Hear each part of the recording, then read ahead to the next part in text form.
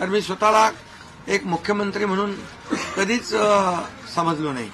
मी एक common man म्हणून काम केलं. मुख्यमंत्री सीएम म्हणजे कॉमन मॅन अशी माझी धारणा, आणि त्या कॉमन मॅनच्या धारणेमुळे मला कॉमन मॅन मध्ये जाताना कुठलाही प्रोटोकॉल कुठलाही अडथळा येत नव्हता, कारण मी स्वतःला ते समजत होतो. आणि मी मनाशी एक निश्चय केला होता की या कॉमन मॅनसाठी, या सर्वसामान्य जनतेसाठी या महाराष्ट्रातल्या सरकारमधून आपण काही ना काही केलं पाहिजे. आणि म्हणून कारण मी देखील एक सर्वसामान्य कुटुंबातून आलोय, शेतकरी कुटुंबातून, सर्वसामान्य कुटुंबातून.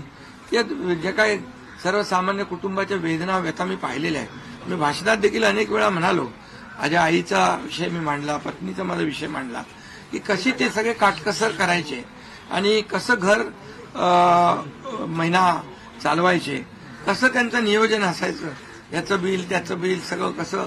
आणि ते माझ्या डोक्यामध्ये पहिल्यापासून होतं की ज्या दिवशी अशा प्रकारचा अधिकार माझ्याकडे येईल त्यावेळेस मात्र मी माझ्या सर्वसामान्य लोकांसाठी, मग त्या लाडक्या बहिणी असतील, लाडके भाऊ असतील, लाडके शेतकरी असतील, लाडके ज्येष्ठ असतील, या सगळ्यांसाठी, किंबहुना काही आपले रुग्ण असतील, या सगळ्यांसाठी मी काही ना काही केलं पाहिजे अशी भावना माझ्या मनामध्ये होती. कारण शेवटी ते त्याच्यातून जावं लागतं माणसाला, तेव्हाच त्या वेदना कळत असतात.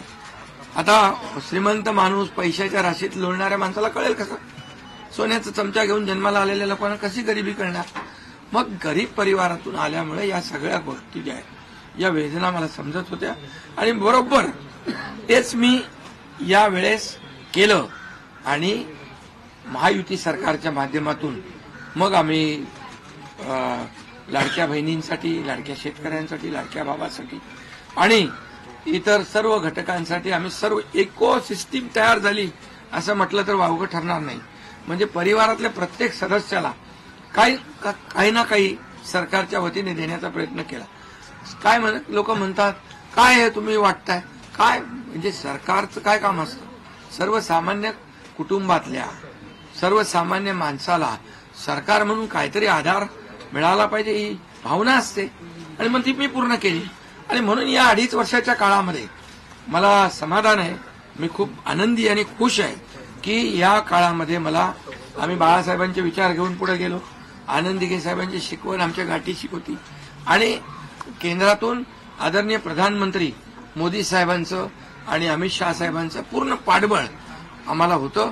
कारण मला आठवत आहे, जेव्हा आम्ही सरकार बदललं, उठाव केला, त्यावेळेस आम्हाला म्हटलं होतं, आम्ही चट्टान की तरह आपके पीछे खडे.